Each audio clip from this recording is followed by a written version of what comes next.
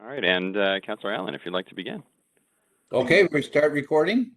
Yep. Good morning. Today is August the 5th, and this is a public information meeting. I'm Peter Allen, Councillor for District 9, and present for this virtual meeting today is planner Jeremy Banks, applicants Heather and Les Riley. I understand there will be two presentations, the first by Jeremy Banks and the second by Heather Riley. So Jeremy, when you're ready to start with your presentation, you may start when you're ready. Well, thank you.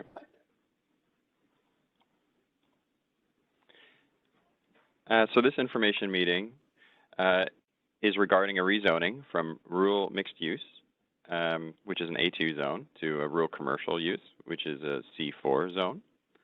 And the subject property is 2535 Greenfield Road in Forest Hills.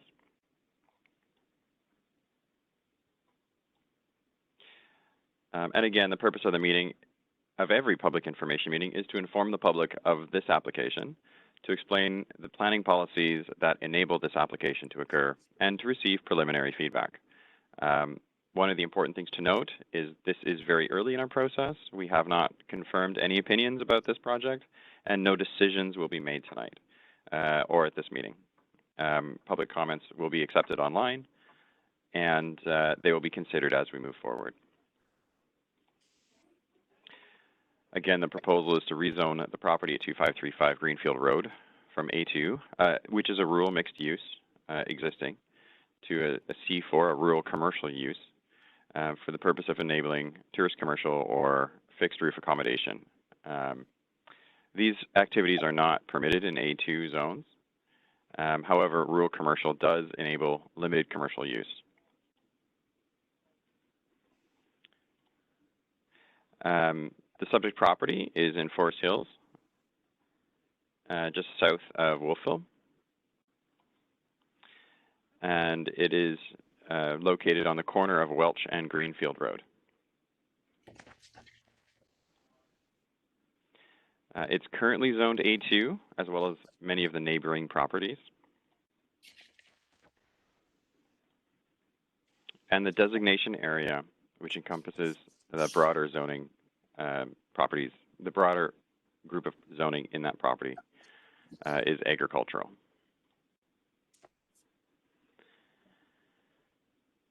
So again, currently commercial activities, limited commercial or tourist commercial or fixed accommodations are not permitted in rural mixed use zones. However, a new zoning designation of rural commercial, which is permitted in agriculture designations, enables fixed roof accommodation and other commercial uses. Whenever we review the applications for rezoning, we look at what enables that opportunity. And in this case, the Municipal Planning Strategy Policy 2.2.11 states that we will consider proposals to rezone lands within the agricultural designation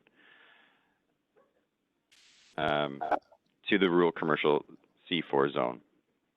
However, in evaluating those proposals, Council must consider limits that the application limits the rezoning area to the size reasonably required, that it meets any specific rezoning criteria in the designation applicable to the lot, that it meets the general criteria for amending the land use bylaw as set out in section 5.3.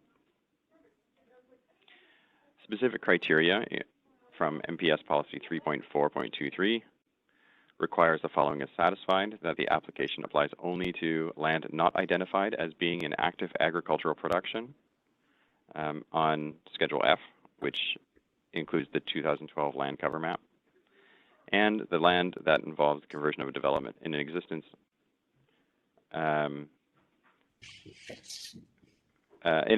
November 21, 2019, including but not limited to a gravel pit, dwelling, barn, or church.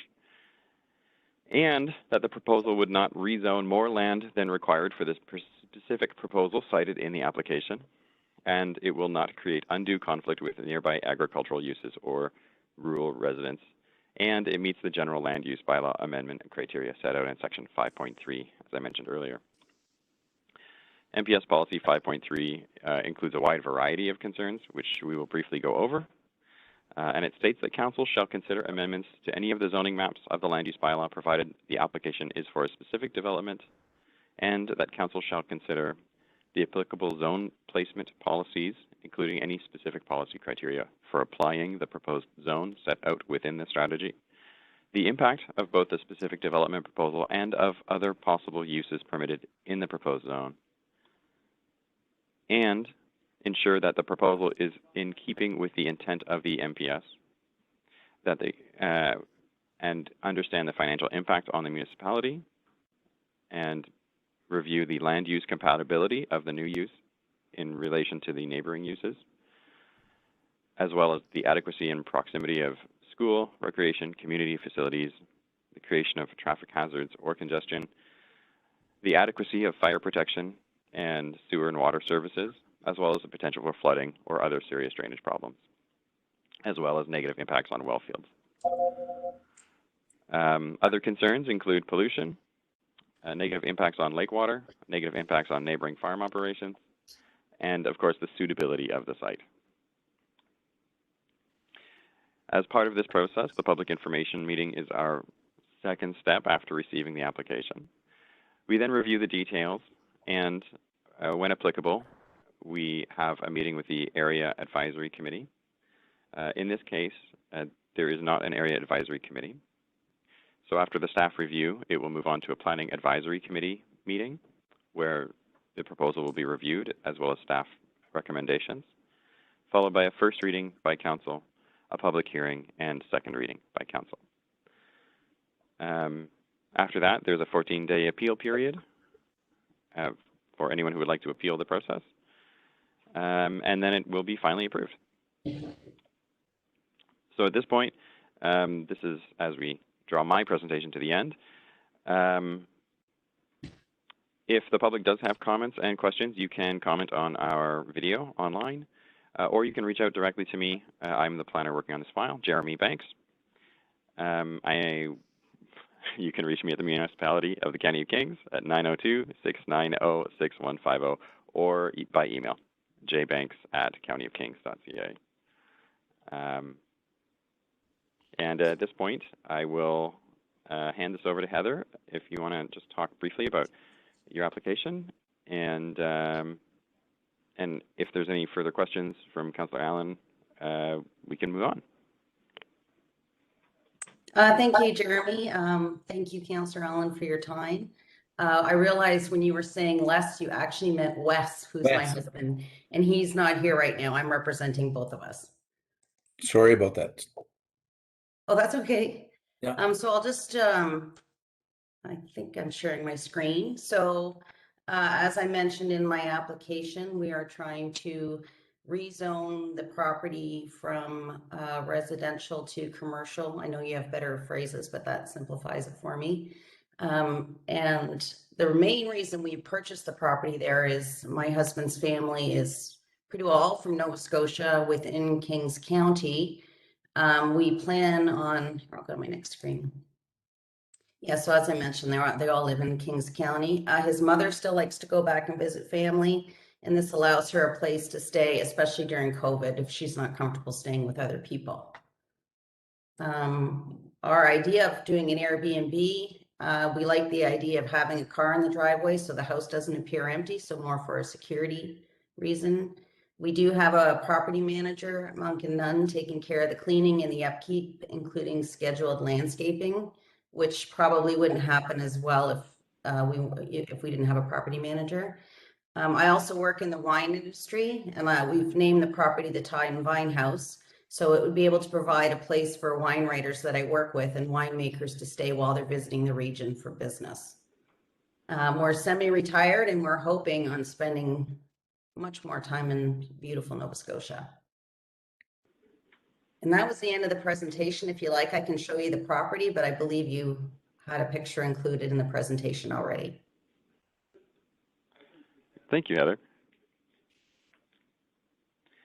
Thank you. And I just wanted to, that was a really great presentation, Heather. And I appreciate, yes, I appreciate the intent for sure.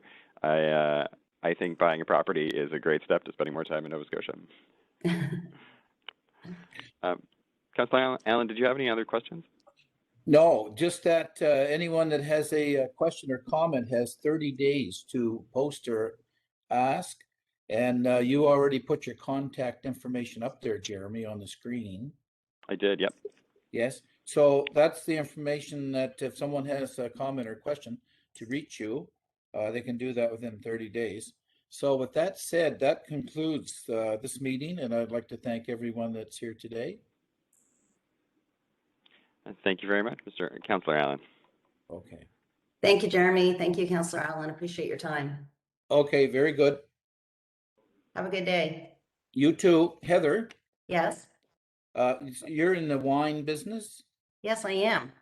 Yes. So you're a writer? So I work for an online wine